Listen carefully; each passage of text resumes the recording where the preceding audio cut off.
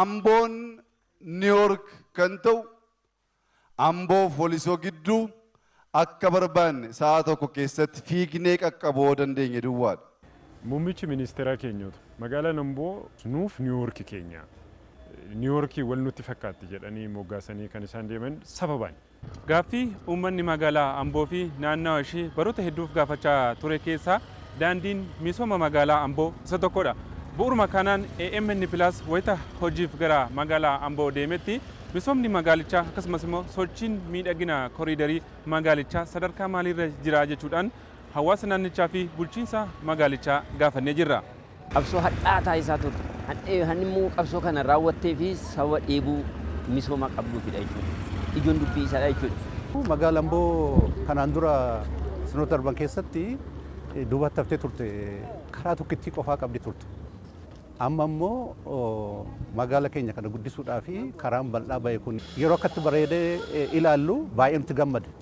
Hojii hangammaatti hojjetameen daandii keessaa qofa osoo hin taane jireenya jiraattota ishees jijjiiruuf wanti hojjetamaa jiru jabaa ta'uu kan eeran kantiibaan bulchiinsa magaalaa Amboo obbo Hacaaluu Gammachuu hojii koriidarii magaalittii eegalame milkeessuuf dhimmoota xiyyeeffannoo argachuu qabaniif dursa kennuu ibsaniiru.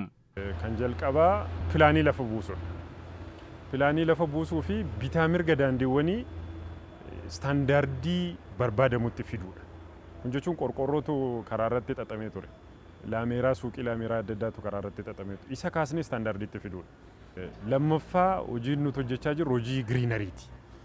Hojiin giriinarii marga dhaabuu, biqiltoota baay'inaan dhaabuu, ija namaa hawwachuu kan danda'an, abaaboo adda addaa kan qaban, nyaataaf ooluu kan danda'an, gaaddisa kan ta'an, walumaa galatti magaala keessatti biqiltoota barbaadan dhaabnee hojii giriinarii irratti marga irraa kaasee amma biqiloota gurguddaatti jalqabnee jirra jechuudha hirmaannaa uummataati. Kanneen lamaan erga sirreessiniin booda kana giddu galeeffannee asfaaltii kana irratti sheedoonni akka deebi'anii ijaaraman istaandaardiidhaan taasisne istaandaardii hojjenne sanaan pilaanii magaalaa lafa qabsiisne jechuudha. Jiraattonni magaalaa Amboo AMN Plus sagaleen dhalootaa dubbises Amboo misooma koriidariin faayamtee arguun miira isaanii qooduun barri bara misoomaan waltumsu ta'uu dhugoomaniiru. Magaalli kuni magaala akka iddoo biraa akka Finfinnee yoom miidhagdi kan jedhu hawwiitu ture. Sun amma ta'aa jira.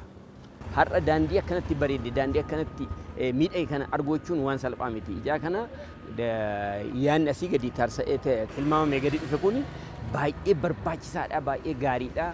Uummanni illee amanee ofitti fudhatee waan mootummaan jedhe tole jechuudhumaan waan raawwachaa jira jechuudha.